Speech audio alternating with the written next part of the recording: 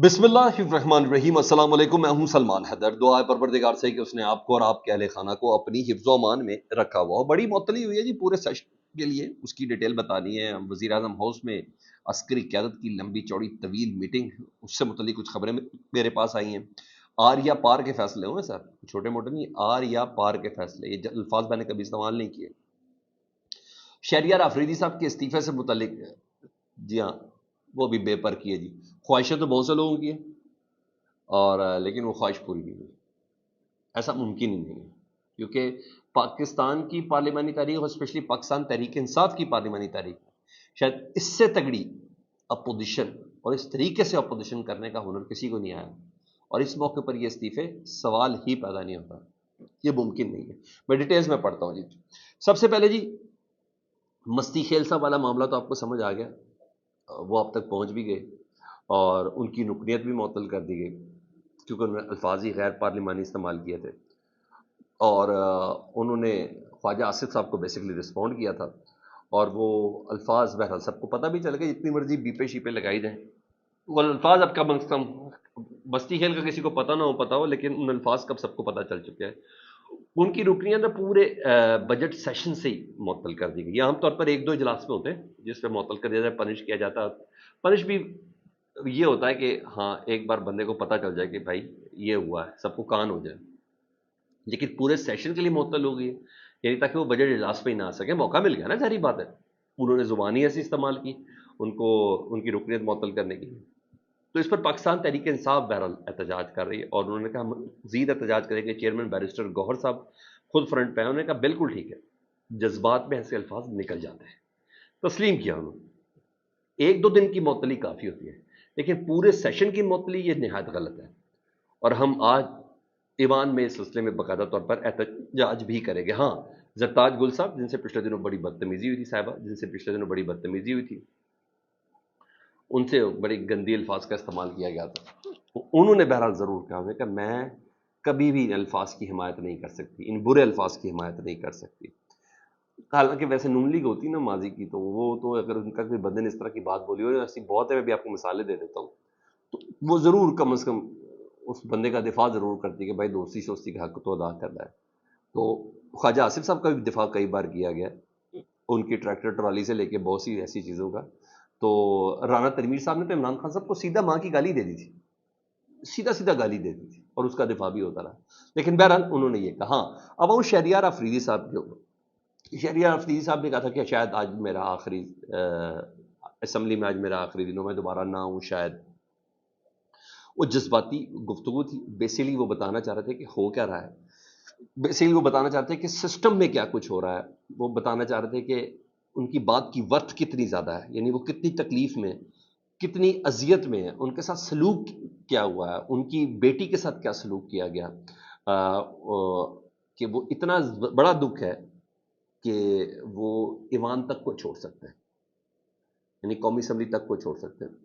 उन्होंने बताया कि मेरे साथ क्या हुआ, मेरी बेटी के साथ क्या हुआ, मेरी बीवी को मुख्तलिफ थानों में उठा कर लेके गई, यानी अच्छी खासी खींचातानी चलती थी। इस्तीफे पर कोई चीज़ ऑफिशियली पाकिस्तान तहरीक इंसाफ की तरफ से नहीं आई, बल्कि उस पर शहरियार अफरीदी के हवाले से जरताज गुल साहबा ने बोला कि शहरियार अफरीदी ना ही इस्तीफ़ा दे रहे हैं और ना ही देंगे, और ना ही हम देने देंगे, हम रोक लेंगे। इमरान खान साहब का एक ऑर्डर ही काफ़ी, फिर क्या जरूरत है शहरियार अफरीदी साहब इस्तीफ़ा दे दें।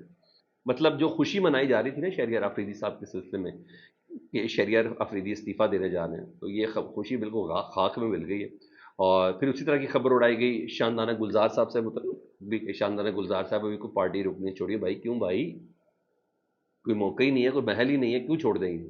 तो ये सब बिल्कुल बुलशिट है।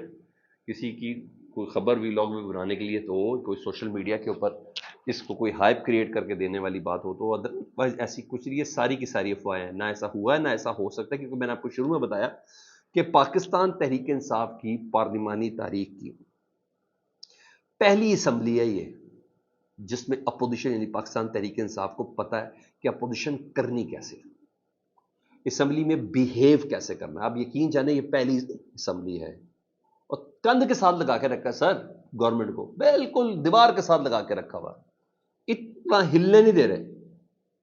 ये है सही अपोजिशन। और اگریسو اپوزیشن کسے کہتے ہیں، بالکل یہی ہے، اور پاکستان تحریک انصاف اس کی مثال قائم کر رہی ہے۔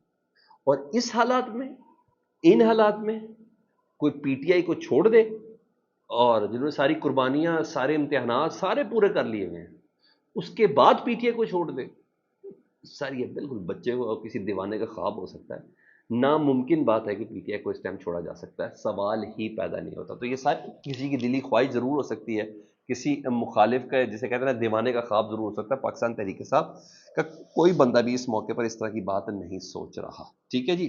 جس نے سوچنا تھا وہ شیر افضل مروت صاحب کی طرح ایزی ہو گیا ہے۔ ملک میں سب سے بڑا چیلنج جی کوئی شک نہیں دہشت گردی ہے، اور وہ ایسا چیلنج ہے پچھلے دنوں افغانستان سے بھی باڑ کاٹ کے دہشت گرد داخل ہوا ہے، جس میں 5 ہمارے جوان بھی شہید ہوئے۔ 5th جنریشن وار اپنی جگہ، اوپر سے وہ جو فرقہ واریت، جو مذہبی رنگ دینا، میں سوات سرگودا کے معاملات کہہ رہا ہوں، یہ بڑا خوف ہے سر۔ ان واقعات کو دنیا بھر میں نے انٹرنیشنل میڈیا دیکھا، کون انویسٹمنٹ کرنے آئے گا پاکستان میں؟ مجھے بتائیں، وہ بندہ بھی مسلمان جو کہہ رہا ہے میں تھا بھی نہیں ایسا، اس کا آخری سٹیٹمنٹ بھی پولیس کے سامنے ہی ہے، جس کے ساتھ سوات کے اندر یہ کام ہوا، پولیس اسٹیشن کو آگ لگا دی، 11 دیگر افراد بھی زخمی ہو گئے۔ سرگودا میں بھی اسی طرح کا سارا معاملہ، تو مذہبی منافرت اور یوں کر کے کسی کا، تو یہ بہت ہی تگڑا، پہلے سیالکوٹ والا واقعہ، پھر اس کے بعد سرگودا، اس سے پہلے فیصل آباد والا واقعہ، یہ تو ساری کوئی چھوٹی چیز تھوڑی ہے۔ اس کے بعد وہ بادشاہ خان یونیورسٹی والا، یہ تو ساری چیزیں، تو یہ سارے اس وقت سب سے بڑے بڑے چیلنج ہیں جی۔ تو ہم نے چیلنج کسی اور چیزوں کو سمجھا تھا، ڈال دیں جس کو جس پہ مرضی ڈالنا ہے ڈال دیں۔ تو سر 5th جنریشن وار بھی اپنی جگہ ہے۔ تو ایپیکس کمیٹی کا یہ پرائم اجلاس تھا جی، جس میں بڑا قدم اٹھایا گیا۔ اس قدم کو میں آپ کو کہہ رہا ہوں، اس بات کو لکھ لیں کہیں، آرمی چیف کی ایکسٹینشن سے جوڑ سکتے ہیں جی آپ، یعنی army chief general Asim Munir صاحب کی ایکسٹینشن سے اس قدم کو جوڑا جا سکتا ہے۔ ماضی میں یہ ہوا ہے، پالیسیز کی کنٹینیوٹی کا نام دے کر، ٹھیک ہے جی۔ اور آرمی چیف کو ایکسٹینشن دی جا سکتی ہے۔ آپریشن عزم استحکام کی منظوری دی گئی ہے جی ہاں، پہلے ضرب ازد تھا، پھر رد الفساد تھا، تو اب اس آپریشن کی منظوری دی گئی ہے، اور اس آپریشن کے تسلسل کو جاری رکھنے کے لیے وجہ بنانی ہے نا سر، مستقبل میں یہ ایکسٹینشن کی وجہ بن سکتی ہے۔ وجہ بنانے کو تو کوئی بھی وجہ بنائی جا سکتی ہے، لیکن یہ ہو سکتا ہے، ٹھیک ہے جی۔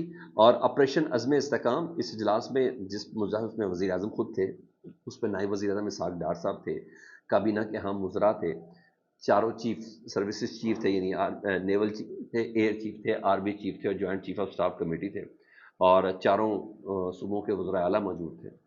تو اس پہ اس کی باقاعدہ طور پر منظوری دے دی گئی ہے، اور اب اس پہ کام ہونا ہے۔ اب دیکھتے ہیں اس پہ کس حد تک کامیابی ہوتی ہے۔ دعا تو ہماری ہے کہ اگر جن عناصر کو لے کے، جن پوائنٹس کو لے کے آپریشن کو لانچ کرنے کا فیصلہ کیا گیا، وہ پوائنٹس اپنے منطقی جاب تک ضرور پہنچے۔ اور سب سے بڑی بات جی، چینی شہریوں کی سیکیورٹی فول پروف، جو وقت کی ضرورت تھی، اس اجلاس کی بیسک وجہ یہی تھی، کیونکہ چین سے وزیر اعظم اور آرمی چیف واپس آئے، انہوں نے اپنے تحفظات پیش کیے بادشاہ ڈیم پہ، اور دوسرا شارع قراقرم پہ جس طریقے سے حملے ہوئے، بسوں کی دماغ کے مواد سے اڑایا گیا، اس سے پہلے داسو ڈیم والا واقعہ۔ تو چین کے بڑے شدید تحفظات تھے آرمی چیف اور وزیر اعظم پاکستان سے چلے گئے۔ تو سیکیورٹی چینی شہریوں کی فول پروف بنانے کے لیے اس پہ بڑے اقدامات کیے، اور چین کے تحفظات کے اوپر یہ اجلاس بلایا گیا تھا۔ تو یہ سٹیپ جو ہے نا، چائنا کا اعتماد بڑھانے کے لیے بہت ضروری تھا، اس لیے اس اجلاس کو کانڈکٹ کیا گیا تھا۔ لیٹس سی، دیکھیں اس پہ عمل درآمد کس طریقے سے شروع ہوتا ہے، اس اجلاس کو کن کن رخوں پر اختیار کیا جاتا ہے، یہ بڑا زیادہ اہم ہوگا۔ فیڈ بیک سے متعلق ضرور آگاہ کیجیے گا۔ اپنا بہت زیادہ خیال رکھیں۔ اللہم صلی علی محمد و علی محمد۔